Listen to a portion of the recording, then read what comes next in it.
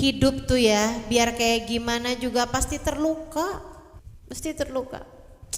Ada aja. Hidup tidak pernah ideal buat siapapun. Hidup tidak pernah mulus-mulus saja buat siapapun. Semua diuji, Dek. Jangankan yang udah gede, udah tua gitu. Yang anak-anak aja loh. Anak umur 2 tahun aja udah dapat ujian. Sakit, ya kan? Masya Allah. Anak umur 2 tahun aja loh. Ada gitu ujiannya. Apalagi udah besar, pasti. Pasti Allah tuh dalam hidup kita tuh mendatangkan luka demi luka. Gak apa-apa. Itu adalah cara Allah Subhanahu wa taala untuk mendewasakanmu. Itu adalah cara Allah Subhanahu wa taala untuk membesarkanmu. Saya dulu heran gitu. Orang dikasih sakit kan buat ngapusin dosa. Lah kalau anak kecil dosa aja belum, kenapa Allah kasih sakit? Jadi pertanyaan saya cukup lama gitu. Sampai satu hari ada seorang kawan saya bilang, dia bilang, "Ustazah, saya tuh dulu pernah nanya sama dokter gitu. Dok, kok anak saya nih sakit ya dok? Kenapa gitu?" Dokternya bilang, "Iya bu, itu adalah cara Allah mengenalkan rasa sakit kepada manusia." Cara Allah mengenalkan rasa sakit kepada manusia. Biar dia tahu hidup nih ada sakitnya. Hidup di dunia ada sakitnya. Adik-adik, ada yang ngatain kamu sakit. Kamu terjatuh, terluka, sakit. Kamu dimarahin orang dewasa, sakit. Akan tetapi jangan takut terhadap luka. Bukankah patung yang bagus, karya seni, ukiran yang bagus selalu saja diawali dengan luka demi luka. Tuh kan, kayu nih dipahat, dek dek dek dek dek dek dek. Bikin luka apa enggak tuh? Luka teman-teman, disayat-sayat gitu kan. Ya nggak apa-apa. Dengan cara seperti itu barulah terbentuk bentuk yang bagus. Kalau misalnya nggak mau dilukai, nggak akan kebentuk tuh. Kalau ada kayu nih, begitu dipahat, terlalu lembek, ya udah deh ganti deh. Itu nggak jadi bentuk yang bagus. Makanya semua orang-orang hebat yang kamu lihat sekarang, siapapun orangnya, pasti mengalami masa-masa penuh luka dalam hidupnya. Ada masa sulit yang mereka alami dalam kehidupan. Semua orang, gak ada ceritanya orang hidup jalannya mulus-mulus saja. Gak mungkin, mustahil. Dalam bahasa Jawanya impossible. Adik-adik sekaligus sekalian saya muliakan, gak ada ceritanya gitu. Lautan-lautan yang penuh gelombang akan melahirkan pelayar-pelayar yang tangguh. Allah kepengen kamu jadi orang-orang kuat, maka Allah pun mengenalkanmu luka-luka dalam kehidupan. Allah menginginkanmu menjadi juara-juara kehidupan yang tetap akan berjalan, bahkan berlari. Meskipun kakimu lunglai, meskipun kakimu patah sekalipun. Saudaraku sekalian yang saya muliakan, adik-adik semuanya, maka jangan takut sama ujian-ujian dalam kehidupan. Tapi juga kamu jangan ngerasa nggak bakalan saya mau diuji. Nggak ada ceritanya. Semua orang pasti akan diuji. Tapi sekali lagi jangan takut. Semua ujian itu adalah untuk mendewasakanmu, untuk membuatmu berkembang, untuk membuatmu menjadi baik, menjadi benar. Teman-teman saya sekalian, kita nih kayak gabah. Tahu gabah gak? Gabah itu bisa dimakan apa enggak? Ada nggak di sini yang kerjanya tukang ngemilin gabah? Nggak ada pasti. Jangan gabah, beras aja enggak. Kita nggak suka makanin beras. Akan tetapi kita tergantung sama nasi.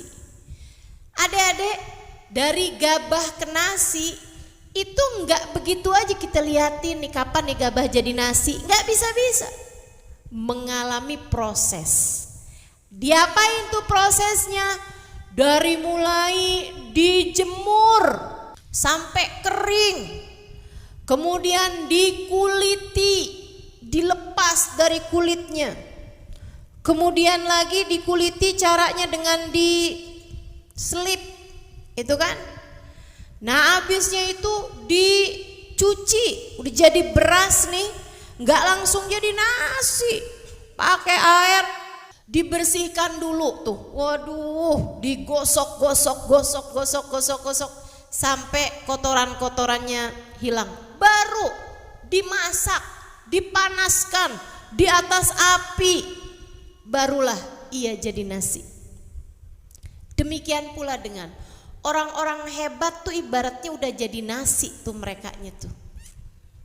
Itu pasti mengalami masa dijemur, mengalami masa dikulitin, mengalami masa dicuci, mengalami masa direbus, dinanak gitu kan, baru bisa jadi nasi. Mengalami proses panjang, pembelajaran dalam kehidupan gitu. Jadi Siti Sarah sedih hatinya, akan tetapi dia adalah perempuan bertakwa. Jadi kesedihannya gak bikin dia jadi nyinyir sama Nabi Ibrahim. Dari mana? Dari si batu itu ya. Hajar kan artinya batu ya. Masya Allah. Gak ada ceritanya gitu. Siti Sarah kemudian jadi julid sama Siti Hajar gitu ya, disamperin. Emang itu bener anak suami saya? Kayak gak mirip. Tes DNA gimana? Gak ada ceritanya. Sebab Siti Hajar adalah perempuan bertakwa. Perempuan tuh kalau bertakwa, kalau benar ada Allah dalam hatinya, mereka gak akan luka yang ada dalam dirinya membuat dia melukai orang lain. Gak akan. Yang bisa seperti itu adalah orang-orang yang tidak bertakwa. Orang yang gak kenal Allah mungkin melakukan yang seperti itu, mungkin. Dia terluka, dia melukai orang lain. Sehingga ada banyak perempuan-perempuan gak solehah di luaran sana, Dek. Ada banyak perempuan-perempuan di luaran sana gak solehah. Kamu jangan ngikutin yang kayak begituan. Yang kalau misalnya gitu ya, suaminya berselingkuh atau suaminya tertarik dengan perempuan lain, dia terus gini nih, emang dipikir dia doang yang bisa, gua juga. Dia merasa terluka, kemudian dia merasa dia boleh melukai orang lain. Siapa bilang begitu? Kamu terluka gak apa-apa, jangan jadikan itu sebagai penyebab kamu melukai orang lain. Gak gitu caranya. Orang yang bertakwa gak gitu. Kamu disakiti sama teman kamu gitu, bukan jadi alasan kamu boleh menyakiti orang lain. Bukan jadi alasan kamu kalau ditonjok kamu tonjok balik gitu kan. Kamu dijahatin, kamu jahatin balik ke orang lain gitu. Atau misalnya kamu dianggap lemah maka kakak kelas kamu kemudian dijahatin, bukan berarti itu adalah alasan kamu boleh berbuat itu kepada adik kelas kamu. Itu namanya luka menyebabkan kamu melukai orang lain. Gak boleh begitu, gak boleh begitu.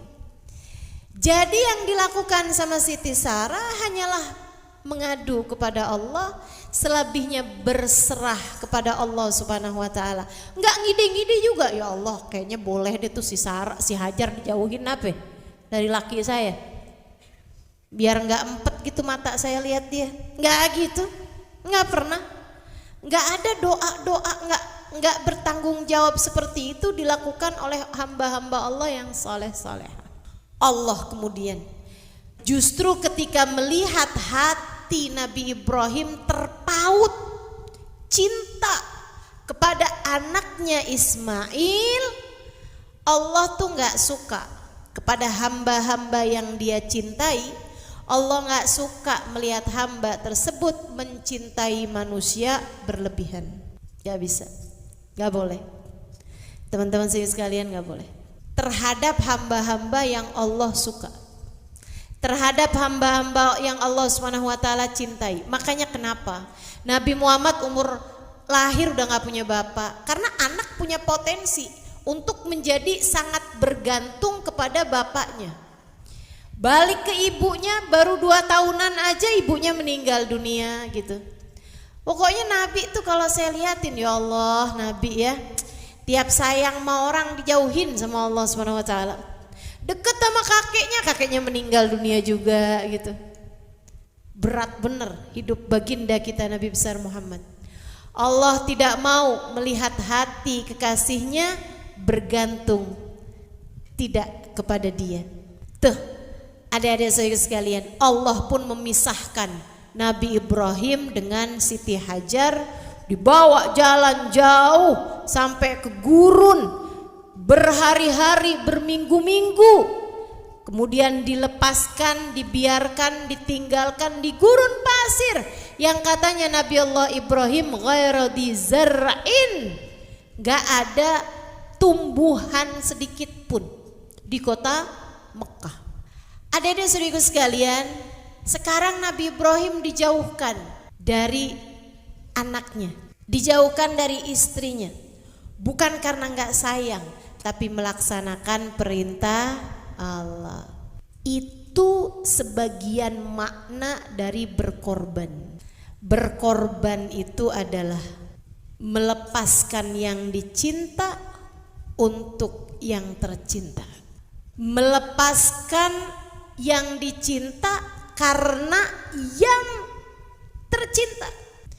Dia cinta kepada anaknya, dia cinta kepada istrinya, dia lepaskan karena melaksanakan perintah Allah Subhanahu wa taala yang dia harapkan mencintai, dan dia lebih cinta kepada Allah Subhanahu wa taala daripada kepada istri dan anaknya tersebut. Itu berkorban. Adik-adik nih kan tinggal di rumah orang tua, enak, seneng barengan sama mereka gitu. Tapi karena harus belajar, jadinya meninggalkan orang tua. Belajar di pondok pesantren, di situ terdapat makna berkorban. Meninggalkan yang dicinta yaitu orang tua untuk atau karena yang tercinta yaitu Allah Subhanahu wa taala. Gitu. Itu makna berkorban, adik-adik saudaraku sekalian. Orang tua kalian juga jangan dikirain melepaskan anaknya belajar di pondok pesantren misalnya gitu nggak berat, berat juga bagi mereka. Bahkan jangankan di pondok pesantren, nih kalian nih, ini hari Sabtu kayak gini sekolahan libur, kegiatan libur gitu. Kalau misalnya di rumah nih jam-jam segini nih enak-enaknya lagi ngapain nih? Rebahan, kaum rebahan banget ini ya. Nonton drakor, nah tuh. Ada lagi pilihan makan bakso. Kayaknya enak-enak ya. Atau bikin Indomie dirawitin. Teman-teman sekalian saya muliakan, itu sesuatu yang menyenangkan bagimu, tapi kamu tinggalkan itu untuk duduk baca burda, mendengarkan kajian. Dalam setiap kalian meninggalkan yang kalian sukai, yang kalian cintai demi atau karena Allah Subhanahu wa taala, maka disitulah terdapat makna pengorbanan. Dan kalau pengorbanan tuh nanti pasti buahnya manis. Kalau benar berkorbannya buahnya manis. Tapi kalau kamu gak mau berkorban dalam kehidupan, siap-siap aja. Siap-siap aja untuk kecewa terhadap keadaan-keadaan yang kemudian datang. Orang gak mau belajar nih misalnya gitu, ngapain belajar, enakan makan Indomie pakai rawit. Ngapain belajar, ngapain baca burdah, ngapain dengerin kajian, enakan juga nonton drakor.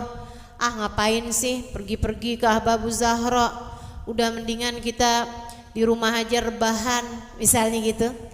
Kamu ikutin terus hawa nafsumu, keinginanmu, kamu bersiap-siap nanti akan ada kepahitan di belakangnya. Kalau kamu jadi orang yang gak ngerti apa-apa, yang selalu dikuasai sama hawa nafsu, yang gak paham urusan cara mendekat kepada Allah gitu, yang ada tuh penyesalan demi penyesalan, teman-teman saudara sekalian. Ya, adik-adik kalau yang masih kecil-kecilan gini nih masih suka belum paham nih. Tapi yang udah tua-tuaan tuh kalau saya tanyain nyesel kenapa waktu zaman muda, gak ada yang bilang nyesel gak pacaran dulu, gak pernah. Saya gak pernah dengar ada orang tua ngomong nyesel kenapa dulu gak pacaran, atau nyesel kenapa dulu enggak tonton semua film-film di bioskop misalnya gitu. Enggak ada yang nyeselnya kayak gitu. Nyeselnya kenapa? Nyesel dulu enggak belajar ngaji, nyesel dulu enggak belajar Quran dengan benar, nyesel dulu enggak belajar ilmu agama dengan baik, nyesel dulu kenapa baru ngertinya sekarang, nyesel kenapa enggak dari dulu-dulu nutup aurat, nyesel kenapa dari dulu-dulu enggak tahu tentang Allah, tentang Rasulullah, tentang ajaran agama Islam. Nah, mumpung kalian masih dalam umur-umur yang memungkinkan kalian untuk banyak berkorban dengan belajar, teman-teman saudara sekalian, maka disitulah letaknya pengorbananmu dalam kehidupan.